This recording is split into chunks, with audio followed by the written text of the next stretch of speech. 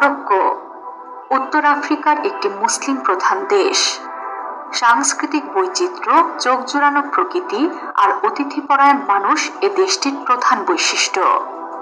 ইতিহাস, ঐতিহ্য, বিনোদন ও জীবনযাপনের নানান দিকের কারণে প্রায় দেশটিকে সারিয়ালিস্টিক বা পরাবাস্তব বলে আখ্যায়িত করেন ভ্রমণপ্রেমীরা। আজকে আমরা মরক্কো সম্পর্কে নানা জানা অজানা তথ্যই জানব।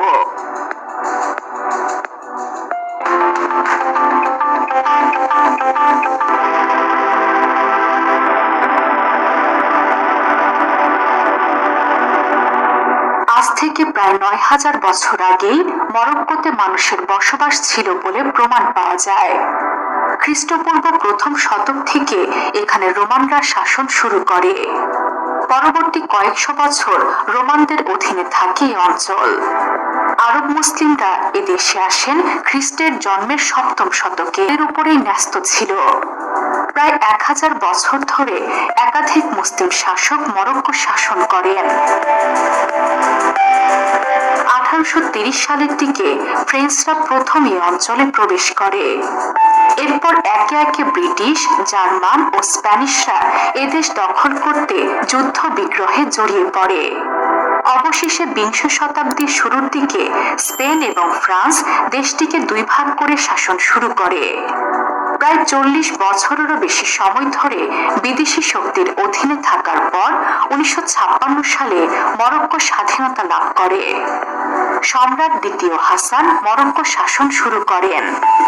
তখন থেকে আজ পর্যন্ত মরক্কোতে সাংবিধানিক রাজতন্ত্র চালু আছে। একবিংশ শতাব্দীর বিখ্যাত আরব বসন্ত বিদ্রোহের পর দেশটির রাজতন্ত্রে অনেক সংশোধনী আনা হয়েছে। নতুন সংবিধান অনুযায়ী দেশটির জনগণ ভোটাধিকার প্রয়োগ করে প্রধানমন্ত্রী মনোনীত করেন।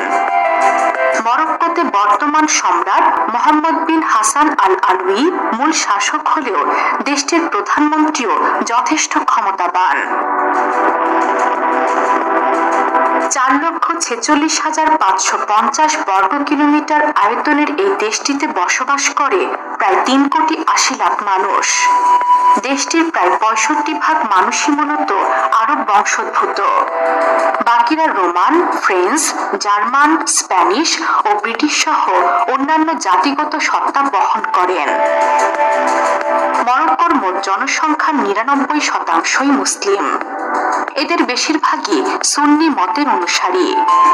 এছাড়াও শিয়া, খ্রিস্টান ও ইহুদিদেরও দেখা যায় এদেশে। বৈচিত্র্যময় মানুষের কারণে এখানকার ভাষা, পোশাক, খাবার, স্থাপত্য, শিল্প সবকিছুতেই ভিন্নতা দেখা যায়। মরক্কোবাসীদের প্রধান ভাষা আরবি হলেও অঞ্চলভেদে আরবি ভাষার রকমভেদ দেখা যায়। এছাড়াও ফ্রেঞ্চ, স্প্যানিশ ও ইংরেজিও এখানে সমানভাবে প্রচলিত। এদেশের সবচেয়ে প্রচলিত পোশাক হচ্ছে কাফতান। এটি মূলত এখানকার নারীদের একটি ঐতিহ্যবাহী পোশাক। সারা শরীর আবৃত করে রাখা ঢিলেঢালা এই পোশাক নানা রকম নকশায় সাজানো। মরক্কোর মানুষজন অতিথি পরায়ণতার জন্য বিখ্যাত। এখানকার বাসিন্দারা যে কাউকে আপন করে নিতে পারে সহজেই। মরক্কানরা যেমন অপরিচিত মানুষের সাথে ঘন্টার পর ঘন্টা আলাপ করে কাটিয়ে দিতে পারে, তেমনি বাসায় নিয়ে গিয়ে কিংবা রেস্তোরাঁয় খাওয়াতেও পছন্দ করে ভীষণ। মরক্কের মানুষ ভীষণ রসনাবিলাসী। দেশটি পৃথিবীর অন্যতম বৈচিত্র্যময় খাদ্য সম্ভারে ভরপুর। নানা রকম মশলা এবং বিস্ময়কর রন্ধন প্রণালীর কারণে দারুণ জনপ্রিয় এদেশের খাবারগুলো। এগুলোর মধ্যে তাজিন নামক খাবারের জনপ্রিয়তা এবং চাহিদা সবচেয়ে বেশি।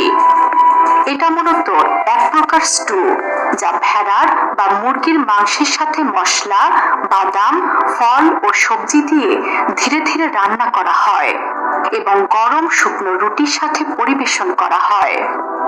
খাবারটি মাটির পাত্রে রান্না করা হয়। এই পাত্রের নামে খাবারটির নামকরণ করা হয়েছে। প্যাস্টিলা হলো মরক্কোর একটি সুস্বাদু খাবার। কবুতর, মুরগি বা মাছ মূলত পেঁয়াজ, লেবু, ডিম এবং মশলা দিয়ে ম্যারিনেট করে তাতে চিনি ও দারুচিনির গুঁড়ো দিয়ে খাবারটি রান্না করা হয়। রমজান মাসের রোজা শেষে ইফতার হিসেবে হারিরা খাবারটি মরক্কানদের ভীষণ প্রিয়।